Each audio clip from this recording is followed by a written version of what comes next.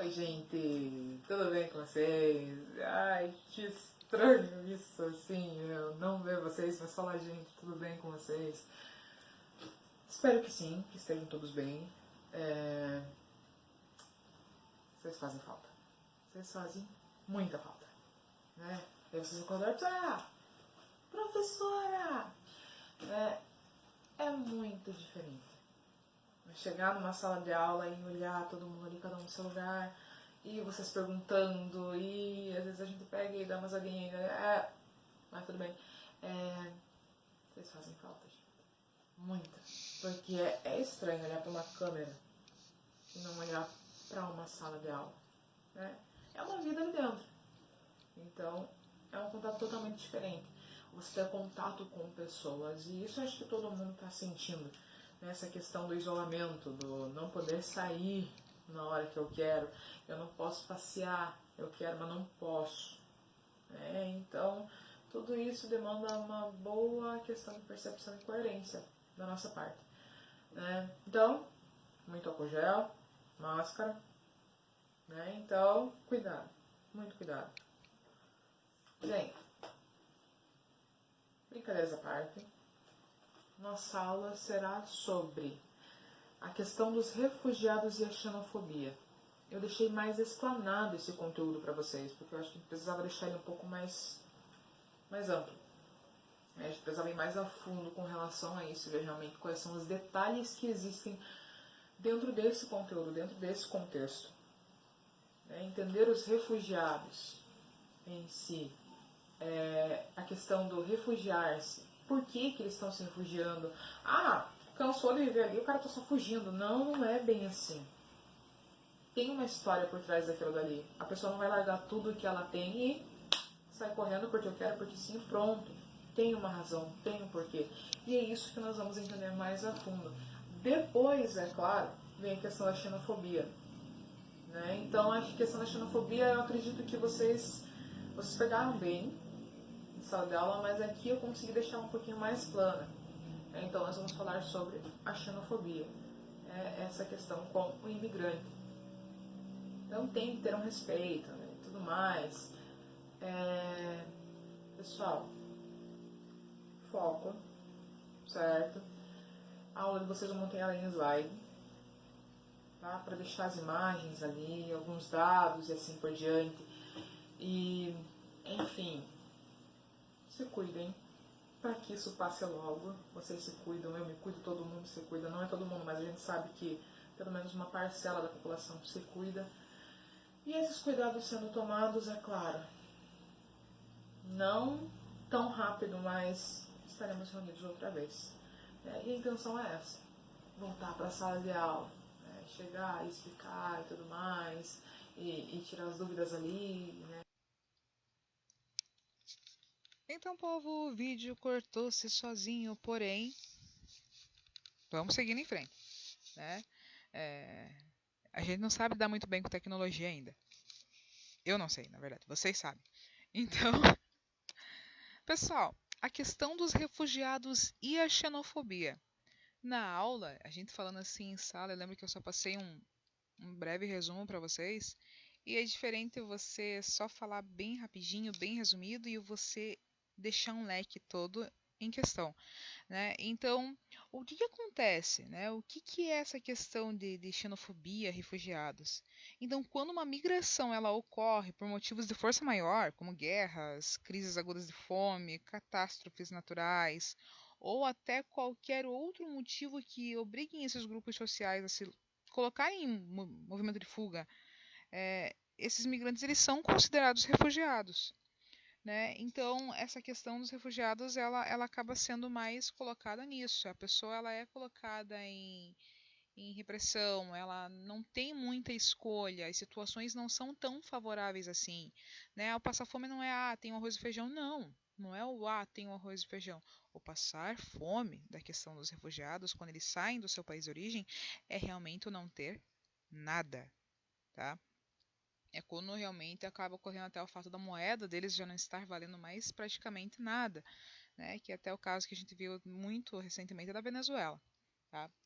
Então, para falar de refugiados, nós temos que falar sobre a Acnur. Tá? O que é a Acnur? Ou Alto Comissariado das Nações Unidas para Refugiados. Né? É um órgão criado pela Assembleia Geral da ONU. Vocês provavelmente devem ter visto isso até em propagandas do YouTube, do Facebook, entre outras redes sociais, porque eles pedem muita doação, porque na verdade eles vivem de doação.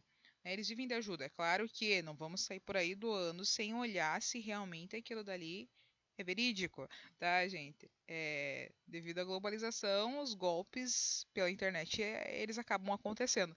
Então, vocês têm que analisar para ver se realmente dá para doar alguma coisa para aquele link que está ali, tá? Então, a Acnur, eles vivem de doação. Eles ajudam essas populações que acabam fugindo das realidades complicadas que eles têm nos seus países de origem, né? Então, o que acontece com relação à Acnur?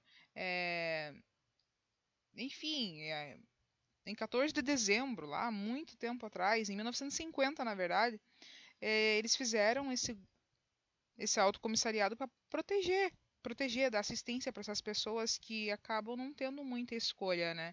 Então, com base nas necessidades sem distinção de raça, de sexo, religião ou até mesmo de opinião política. Então, eles são ajudados independente das opções e opiniões que eles tenham, tá? Então,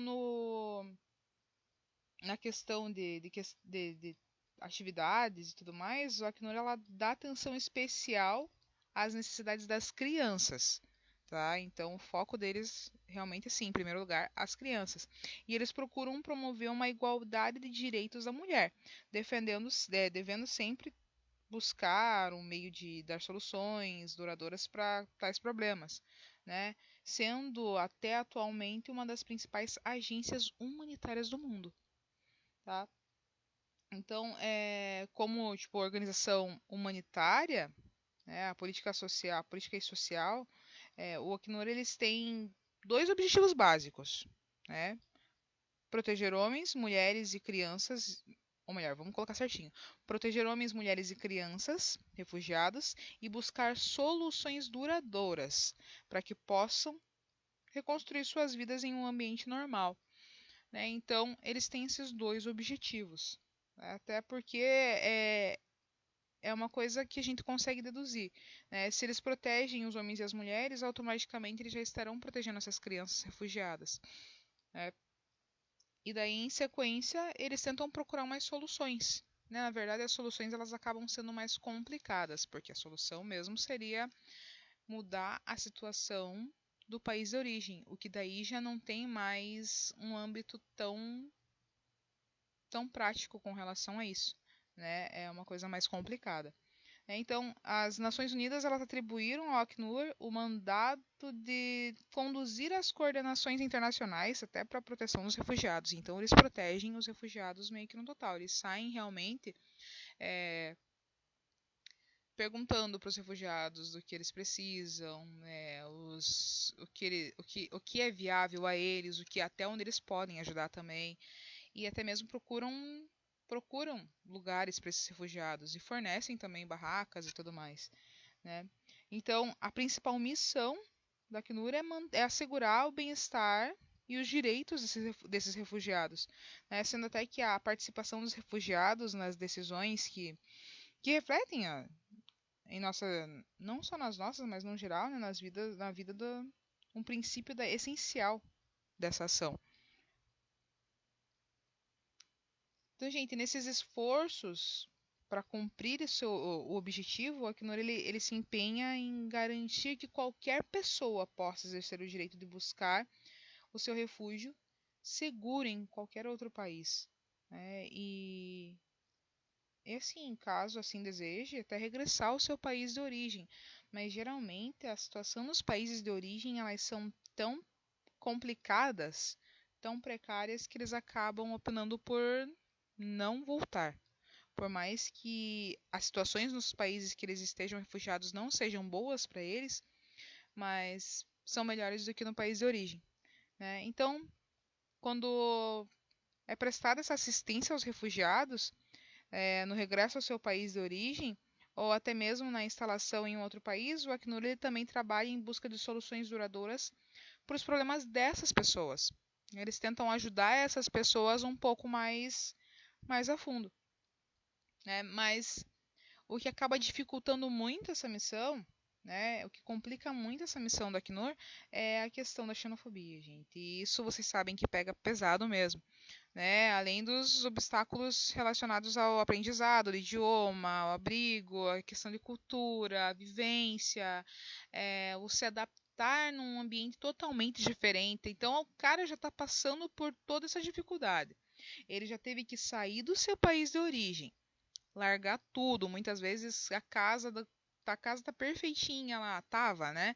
Mas ele teve que largar tudo, ele teve que largar os sonhos dele, ele teve que largar os ideais que ele tinha naquele país e jogar tudo pro alto e fugir, porque a realidade dele não permitia mais que ele tivesse uma vida estável naquele lugar. E às vezes não só pensando nele, mas pensando nos filhos e assim por diante, né? Então fica uma situação bem complicada para a pessoa que está saindo do seu país de origem. Fora isso ainda, né? Poxa, você vai para um país às vezes que o cara não fala o teu idioma. E eu posso até falar para vocês assim que não foi o caso de refugiado, mas eu já vivenciei em sala de aula aluno que veio de um outro país, ele não falava português, ele não falava nada do português. E ele veio para o Brasil, vieram para Paranaguá porque o pai ia trabalhar. E aí o que acontecia? Ele ia para a escola para entrar em contato com o nosso idioma. Mas a aula ela tinha uma questão bem complicada, porque enquanto a gente estava explicando para um geral, tinha que pegar ele de canto e se virar nos 30. Por quê? Porque o menino falava castelhano e os professores, gente, nenhum dos professores na escola falavam castelhano, então a gente usava o Google Tradutor para conseguir ter um contato com essa criança. E realmente era uma criança, então a questão fica até um pouco mais complicada. Agora imaginem vocês para um refugiado. O menino ainda tinha, né, uma estabilidade familiar, pai, mãe, irmãos.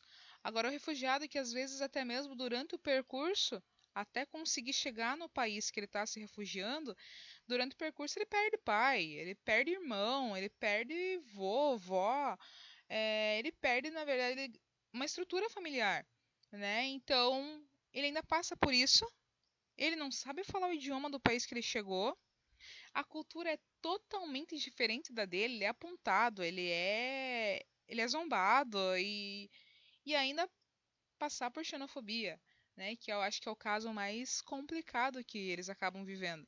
Porque daí já tá toda a estrutura psicológica da pessoa já está abalada pela situação que passou.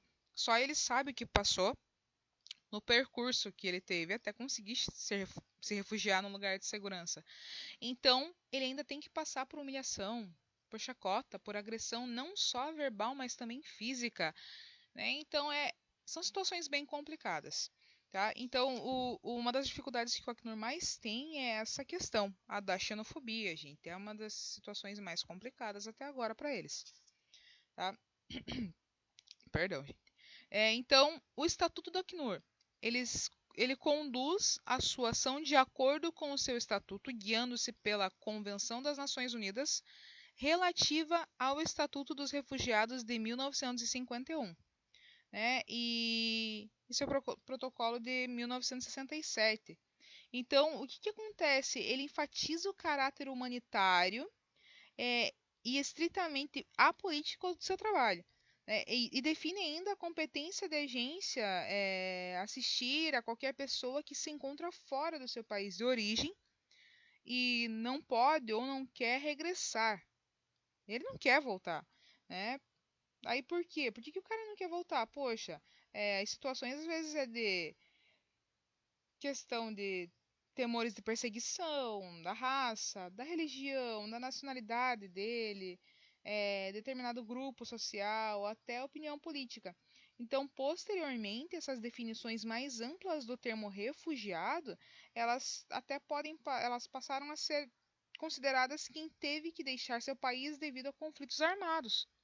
Violência que é uma violência generalizada e violência massiva dos direitos humanos, né? Às vezes a pessoa ela não, na verdade, o civil ele não pede para entrar na guerra. É uma questão política e daí o cara tá ali no meio, ele vê a família dele inteira e a única coisa que ele pensa é, eu vou proteger a minha família. Então, por ser uma questão massiva, por ser uma questão pesada, ele acaba optando por fugir, né? E se refugiar em países vizinhos ou não. Tá? Que às vezes acaba ocorrendo alguns casos que eles entram até em navios e vão para países que eles nem sabem para onde aquele navio vai. E na verdade eles nem sabem se eles vão chegar vivos até o destino. Porque como eles simplesmente eles veem o navio, eles veem a oportunidade de entrar, na hora que eles entram nesse navio, eles não perguntam nada, eles simplesmente entram. Então eles não sabem quanto tempo vai durar a viagem, eles não sabem quais são as condições ali dentro. Mas a única certeza que eles têm é que eles não vão morrer naquele país, eles não querem, né? Eles vão pelo menos morrer tentando fugir daquela realidade totalmente complicada do país que eles estão vivendo, tá? E, na verdade, o Acnur ele procura reduzir essas situações de deslocamento forçado, né? Encorajando os países e outras instituições a criar condições condizentes com a proteção dos direitos humanos, né? E com a resolução também pacífica desses conflitos, porque na verdade o conflito ele não vai conseguir beneficiar ninguém, né? Na verdade, os dois lados do conflito os dois lados acabam perdendo. É o benefício, beleza, é como se a gente parasse para pensar, nossa, teve uma guerra aqui, os dois lados vão perder. É a mesma coisa que a gente pensar com relação à Segunda Guerra Mundial, gente. Né? A Alemanha ela ficou defasada, a Europa, na verdade, ela ficou defasada e depois eles tiveram que se reconstruir. Porém, a população perdeu-se, né? Muita gente morreu com relação àquilo dali, com relação à guerra, e daí até conseguir a população para reconstruir o continente, vamos generalizar, né? Até conseguir população para reconstruir o continente, não foi fácil. Não foi nem um pouquinho fácil. Então, eles tiveram que motivar as pessoas a ir para o continente europeu para conseguir reconstruir aquele continente que foi defasado por uma guerra. Né? E então, se a gente parar para pensar, nossa, infelizmente foi a questão, né, de vingança, de não, vamos ver quem pode mais, vamos devolver o troco. Infelizmente, não deu certo. Tá? Então, quando a gente para ver, não tem um lado que realmente ganhe mais. Os dois lados perdem, tá? E fica complicado. Essa questão dos refugiados são os que mais acabam sofrendo. Na verdade, assim, quando eles regressam aos seus países de origem, eles procuram prevenir a recorrência de situações que gerem esses novos conflitos, né? Porque não vai adiantar acabar com o conflito sem prevenir para que outro não ocorra. Então, o que eles fazem? Eles tentam prevenir. Né? Por exemplo, acabou uma guerra que estava prejudicando muito aquele país. E o que eles têm que fazer? Eles têm que tentar entrar num consenso para que não venham a ocorrer outros conflitos que causem mais um desgaste para a população. Porque, na verdade, é um desgaste que a população acaba vivendo. Nesses esforços para proteger os refugiados e promover essas situações duradouras, essas soluções duradouras, o Acnur ele colabora de modo estreito com governos, organizações regionais, internacionais, não governamentais. Ele tenta englobar um todo para conseguir fazer com que esses esforços deles tenham algum cabimento, tenham alguma situação, algum fundamento. Não só a questão de promover, né? Vamos ajudar, vamos. Não promover a ajuda, mas também promover a solução para aquilo que está ocorrendo, para que não se precise mais ajudar aquela população, para que aquela população volte a ter uma rotina, volte a ter uma vida praticamente normal. E nesses esforços para promover essas soluções, eles acabam englobando meio que um todo que possa se envolver. Na verdade, quem queira ajudar, né? Até voluntários eles aceitam. E em virtude da atuação em benefício dos refugiados e pessoas deslocadas, o Acnur ele promove igualmente os propósitos e os princípios da Carta das Nações Unidas. E o que isso diz? Ele diz que manutenção da paz e segurança internacionais, desenvolvimento de relações amistosas entre as nações e encorajamento do respeito pelos direitos humanos e pelas liberdades fundamentais. Então, ele tenta manter a paz e segurança internacionais. Depois ele tenta desenvolver as relações amistosas entre as nações, para que daí os conflitos já não ocorram mais. E o encorajamento do respeito pelos direitos das pessoas. Porque, na verdade, eles acabam esquecendo que as pessoas também têm o direito, eles têm umas liberdades fundamentais, né? Eles têm o direito de escolha. Mas, atualmente, estima-se que mais de 43 milhões de pessoas estão sob mandato do Acnur, entre solicitantes de refúgio, refugiados, apátridas, deslocados internos e repatriados, gente. Então, pensem vocês, 43 milhões de pessoas dependendo da ajuda. Então, são situações que, se tem tanta gente precisando de ajuda, é porque realmente tem muito impacto ocorrendo lá fora. E essas áreas de atuação, quais são as áreas de atuação do Acnur? As áreas de atuação do Acnur, na verdade, diante da importância de tal entidade, que eles, na verdade, eles têm uma importância extrema, eles acabam atuando meio que num geral, né? E na verdade eles não pensam assim do tipo, eu vou ajudar só um ou outro. Eles tentam ajudar um todo, e por isso que tem 43 milhões de pessoas para mais. E eles tentam intervir realmente nas situações. Por exemplo, um país fechou a fronteira, porém eram refugiados de guerra. Eles tentam intervir e entrar num consenso com esse país para que pelo menos uma porção dessas pessoas ele consiga refugiar, para daí as outras pessoas irem para outro país e daí o Acnur tentar promover o deslocamento dessas pessoas em segurança até um outro país. São situações bem complicadas com relação a isso. Agora, na imagem, o Acnur, por exemplo, que vocês vão ver, deixa eu ver se aqui, acertei. Nessa imagem aqui, vocês vão ver o Acnur atuando no Brasil. Então, o que vai acontecer? O Brasil ele sempre teve um papel pioneiro e de liderança na proteção internacional dos refugiados. Então, o Brasil ele sempre foi muito humanitário. Ele foi o primeiro país do Cone Sul a ratificar a Convenção relativa ao Estatuto dos Refugiados em 1951, no ano de 1960. Foi ainda um dos primeiros países integrantes do Comitê Executivo do Acnur, responsável pela aprovação dos programas e orçamentos anuais da agência. Quando a gente fala que o Brasil é um país muito humano, realmente é uma realidade. O brasileiro ele tem essa questão do carisma, ele se sensibiliza mais. E até quando a gente vê assim, vamos pegar para a atualidade, gente. Não são refugiados, mas as questões que nós estamos vendo atualmente. Existem pessoas que elas não têm o que comer. E o que o povo faz?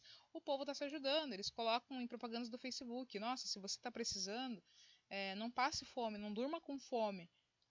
Pode me chamar no privado. É o brasileiro. Então, o Brasil ele sempre teve essa questão de pensar no próximo, pensar humanamente no próximo. Coisa que não se vê em todos os países. Que isso fique bem claro, tá? Então, o que vai acontecer? O Brasil ele acaba se envolvendo muito com relação a esses grupos de apoio, essas ajudas que o Acnur acaba se envolvendo, tá? E daí vem algumas outras questões, né? O Acnur ele tem ainda parcerias com várias secretarias, né? Com CONARE, com ONGs, com o Instituto de Migrações dos Direitos Humanos, com a CASP, que é as Caritas Arquidiocesana de São Paulo, a Arquidiocesana do Rio de Janeiro. Então ele se envolve para realmente conseguir ajudar essas pessoas e, na verdade, uma ONG ajudando a outra. Porque nenhuma delas caminha sozinha. Né? Quando uma pode, uma tá tentando dar um auxílio. E às vezes as pessoas que são voluntárias em uma são voluntárias em outra também. Tá? E o refugiado, na verdade, ele dispõe da proteção do governo brasileiro. Por exemplo, no caso do venezuelano, ele dispõe da proteção do governo brasileiro e ele pode, portanto, obter documentos, trabalhar, estudar. e exercer os mesmos direitos que qualquer cidadão estrangeiro legalizado no Brasil, né, que possui uma das legislações mais modernas sobre essa questão desse tema. O Brasil, na verdade, ele é internacionalmente reconhecido como um país acolhedor, né? Nós somos acolhedores. A gente vê, é meio que num todo. Se você chega numa sala e tem pessoas de todos os países, um dos mais acolhedores, o que vai estar ali conversando na rodinha de conversa, é o brasileiro. É que o brasileiro, ele é diferente. Ele é um cara bacana, né? Então, é uma das situações que nós vemos com relação ao Brasil. Então, aqui o refugiado ele também ele encontra dificuldades, é claro, para se entregar na sociedade. Os primeiros obstáculos, o idioma, a cultura, né? E os principais problemas comuns aos brasileiros é a dificuldade de conseguir emprego, é o acesso à educação superior, né? Não só a questão assim, mas pode ser a distância. Nem me falem em educação à distância, que nós, gente, é muito estranho. A gente sente falta de vocês, tá? Então, por mais que seja um acesso mais, que eles dizem mais fácil, não é assim tão fácil, né? Então, e também os serviços públicos de saúde, moradia, principalmente de moradia. O acesso à saúde, dependendo da situação, no Brasil, a gente tem, não só nós, como também os refugiados. Mas existem cirurgias que elas precisam ser esperadas, às vezes, por meses. E às vezes a pessoa morre esperando a cirurgia. Então, a questão da saúde, a nossa saúde, ela não é 100% equilibrada. Nós vemos uma certa defasagem. E daí, pro refugiado também acaba sendo complicado. A questão da educação básica, eles conseguem ter um auxílio bacana. A questão da educação superior já é um pouquinho mais difícil. Os serviços públicos, que é a saúde, é complicada para todo mundo. A moradia, gente, e o desemprego são fatores muito. É difícil da gente pegar e comparar moradia e desemprego, porque são muito difíceis. O desemprego ele já está complicado para o brasileiro. Para o refugiado, ele é um pouquinho mais complicado dependendo do ponto de vista. Por quê? Porque tem empresa que eles acabam escolhendo o refugiado. Lembram da situação que nós falamos em sala de aula da migração de cérebros? É, a questão do refugiado ela não passa longe, né? Se a gente parar para pensar, o empregador ele vai pensar assim: poxa, eu tenho um morador nativo, o cara tem casa aqui, tem família e tal. E eu tenho um refugiado. O refugiado tá com medo, ele não tem para onde correr. Então ele vai ser o trabalhador que eu sei que vai se dedicar. Ele vai ser o trabalhador que eu sei que vai se empenhar. Ele vai dar o sangue pela empresa. Não, não vai para tanto, mas ele vai batalhar pela empresa, ele vai batalhar pelo emprego que ele tem. Por quê? Porque realmente ele tem medo de passar necessidade, de passar essas necessidades para a família dele e ter que arriscar voltar para o seu país de origem, dependendo da situação. Então, são situações que a gente acaba analisando. Agora, a situação da moradia, ela já acaba sendo bem mais complicada. Não só para o refugiado, mas também para o morador do nosso país, né? Existem pessoas que estão na fila esperando casa há muitos anos. Então, para um refugiado, provavelmente, a probabilidade ela é bem maior ainda, tá? Então, gente, entre esses programas implementares, tem a questão, vamos voltar ali para o slide de vocês, que busca facilitar a inserção do refugiado na comunidade e do recenseamento que recebe refugiados que continuam sofrendo ameaças e problemas de adaptação no país de refúgio. O que acontece? Né? Então, peraí, reassentamento, travou. Esse reassentamento, o que vai acontecer? Peraí, o cara já sai de uma situação complicada e ele ainda vai para um país que ele passa dificuldades. Então, o que vai acontecer? O Acnur ele acaba acolhendo as situações dessas pessoas, né, o desabafo deles, e eles conseguem, é claro que não é da noite para o dia, mas eles conseguem, com o passar do tempo, quando eles têm uma oportunidade, transferir esse refugiado para uma outra cidade, um outro país, para um outro lugar que ele não venha a sofrer as repressões que ele acaba sofrendo, ou dificuldade de emprego, saúde, e enfim, vários fatores que podem acabar ocorrendo, né? E ali no segundo parágrafo, para compartilhar as responsabilidades da proteção aos refugiados da América Latina, o governo brasileiro propôs, em agosto de 2004, um programa regional de reassentamento solidário. Por meio dessa iniciativa, países como Brasil, Argentina, Chile, Paraguai e Uruguai passaram a receber refugiados, principalmente colombianos, que se encontravam em países da região. Então, eles começaram a abrir as fronteiras brasileiras para os refugiados. É claro que não é para todos, tá?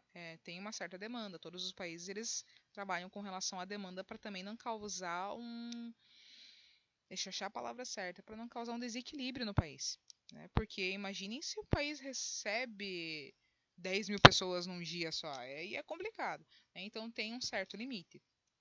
Então, esse plano de ação do México que nós estávamos falando, ele acaba, né, aqui, por exemplo, ele fala muito de 2004, né, que na Cidade do México, para celebrar o 20º aniversário de declaração dos refugiados, foi realizada uma ampla reflexão sobre a situação dos refugiados no mundo e particularmente na América Latina, em virtude das crises humanitárias da região e dos desafios da integração econômica dos refugiados. Então, eles fizeram todo esse contexto, né? E nesse contexto mesmo, foi assinado o Plano de Ação do México. Esse plano de ação, na verdade, ele define um conjunto de medidas voltadas para encontrar soluções. E não soluções assim, gente, vamos achar uma solução para amanhã. Não, eles procuram soluções duradouras e inovadoras. Então, quando eles fazem essa questão de se reunir para pensar em planos, não é para um plano da noite para o dia só, mas é um plano que ele dure, é um plano que venha inovando e que realmente faça diferença, né? E, na verdade, eles chamam esse plano de ação do México, eles chamam de PAN. Né? Então, o PAN ele consolida a estratégia do governo, do Acnur, e da sociedade civil para fazer avançar a questão da proteção dos refugiados. Porque daí, na verdade, no subcontinente, a questão ela vem, às vezes dependendo, piorando, se a gente parar para ver o que ocorreu na Venezuela. Foi uma situação que era esperada, devido à situação das vezes, né? Mas devido à ocasião econômica que eles estavam tendo, era esperada, mas não tinha um preparo. Os países não estavam preparados para aquilo dali, então teve toda aquela reação. Então é questão de você analisar aquela situação e ver que realmente se tivesse se pensado em planos duradouros, planos inovadores, talvez a situação fosse totalmente diferente. Então, nós temos aqui a questão do desenvolvimento teórico, que é promover estudos e pesquisas acadêmicas sobre a proteção dos direitos humanos e dos refugiados no contexto latino-americano. Tá? Então, o que vai acontecer? É o fortalecimento institucional, na verdade, capacitação e sensibilização pelos funcionários. Por quê? Porque daí eles conseguem garantir um acesso à proteção internacional de todos aqueles que acabam necessitando. É claro que é complicado, se você vê uma remessa dessa de gente vindo, você pensar, nossa, onde é que vão colocar todo esse povo? Né? Onde é que vão receber todo esse povo? É claro que fica um pouco mais complicada, mas nesses projetos eles acabam tentando até melhorar a recepção dessas pessoas. Porque, gente, analisem, uma pessoa que chega nessa situação, ela não vai conseguir chegar com um equilíbrio psicológico perfeito. Então tem toda uma questão de tratamento desde o momento em que ela é acolhida até que realmente eles percebam que elas estão em situações estáveis para conseguir seguir a vida. Nós temos aqui, por exemplo, cidades solidárias. Né? Eles buscam alternativas de interação autossuficiente dos refugiados na sociedade. Nessas cidades solidárias, nessas fronteiras solidárias também, a gente pode falar assim, é a questão das pessoas que estão esperando um refúgio, uma casa, uma moradia, para conseguir mudar a situação de vida deles. Né? Essas fronteiras elas tratam do desenvolvimento das comunidades nas zonas limítrofes às regiões do conflito. Então, eles ficam um pouco mais próximos, as pessoas, na verdade, elas já sabem para onde elas vão correr. Tá? E daí acaba entrando essa questão do reassentamento solidário, que é praticamente o mesmo metabolismo. É esse mecanismo que eles têm de proposto, na verdade, pelo Brasil como uma resposta humanitária efetiva com relação aos conflitos que ocorreram na Colômbia também. Então, aqui vocês podem ver a questão das fronteiras solidárias, né? Eles acabam recebendo essas pessoas. Aí também tem a parte do CONARE, que é o Comitê Nacional para os Refugiados. Eles são encarregados de tomar decisões com relação aos refugiados, né, para onde eles vão e quais são as situações que eles vão viver e tudo mais, a quantidade de filhos que eles chegam, se chega mulher, marido e filho. Aqui tem um exemplo dos venezuelanos em Roraima e os locais de origem dos refugiados, como eu tenho aqui, ó, né, em vermelho, Europa, em cinza, Ásia, África em amarelo e outros em roxo. Gente, a gente sempre tem aquele pensamento, nossa, os refugiados, a maioria deles são africanos. Não são, tá? Vocês podem olhar ali, aqui, pelo menos em 2013, 66% dos refugiados eles eram da Ásia. E aqui nós temos a questão dos refugiados e os deslocamentos internos, né, como eles ocorrem. Vocês podem ver ali, aqui em rosa, são os países que mais recebem pedidos de asilo ou de refúgio. Então, são países desenvolvidos ou países próximos a situações controversas. Né? Em verde, países que mais recebem refugiados, vocês vão ver que são regiões próximas a conflitos. E em amarelo, países com maior número de refugiados. Então, são países que mais recebem esses refugiados. Depois tem a questão do conflito árabe-israelense, né? Que é a parte dos árabes e os palestinos. E, na verdade, isso aconteceu numa série de momentos importantes que serviram só para agravar a situação. E aqui tem mais um pouco dos refugiados pelo Acnur, mas aqui atualmente são observadores internacionais que criticam Israel por não permitir o retorno dos refugiados palestinos à Palestina. Então eles não podem voltar, a partir do momento que eles saíram, eles não podem voltar. É uma escolha complicada para eles, mas eles acabam optando por isso, até porque ou é a realidade que eles têm lá, ou uma busca por uma nova oportunidade. Aqui, como vocês têm na apostila, tem o ranking dos países de origem e os países de destino, e também os países de deslocamento interno.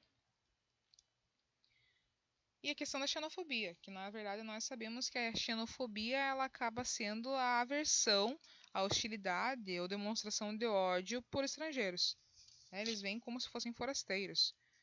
E a origem desse nome acaba vindo do grego, né? Xenos, estrangeiro, né? E phobos, que é medo. A tradução acaba entrando tranquilo como medo do estrangeiro. E como que se caracteriza essa questão desse medo? A xenofobia, normalmente, ela está ligada a outros tipos de preconceito, na verdade. Que é a aversão ao forasteiro por questões relacionadas à classe social, religião, cor, etnia. Exemplo de xenofobia, nós temos vários exemplos, como eu já citei para vocês no dia do nosso resumão. O exemplo da xenofobia, atualmente, gente, quem está sofrendo muito xenofobia são os chineses. E vocês sabem disso. As pessoas, eu já cheguei a presenciar isso e a gente não denuncia porque, na verdade, a gente fica sem ação. Mas debochar do chinês e você saber que é um deboche para humilhar e não um deboche porque conhece a pessoa e realmente é uma brincadeirinha de amizade, né? E na verdade o cara não se sente hostilizado. É para humilhar mesmo. Nós temos aqui também algumas situações, né, mais ocorridas com relação aos muçulmanos e aos mexicanos e algumas informações para vocês. Então, gente, no Brasil a xenofobia ela é crime, tá? É multa e detenção de até 3 anos, dependendo do que tenha acontecido, certo? Então, aqui tem mais algumas caracterizações, né, práticas que caracterizam o delito. Fazer comentários desrespeitosos sobre o povo, cultura e o local em questão, inferiorizar os costumes, as tradições das pessoas, ridicularizar as pessoas, o sotaque, acusar que a pessoa... Lembra um caso que eu falei para vocês, né? Você está aqui respirando o ar que eu respiro, está roubando o meu ar. ou tá roubando meu emprego, por mais que o cara não queira trabalhar com aquilo dali, mas tá roubando meu emprego, e não é bem assim, né? Então, fechamos por aqui. Atividades de vocês. Livro de atividades, página 17, apenas o exercício 5. Beleza?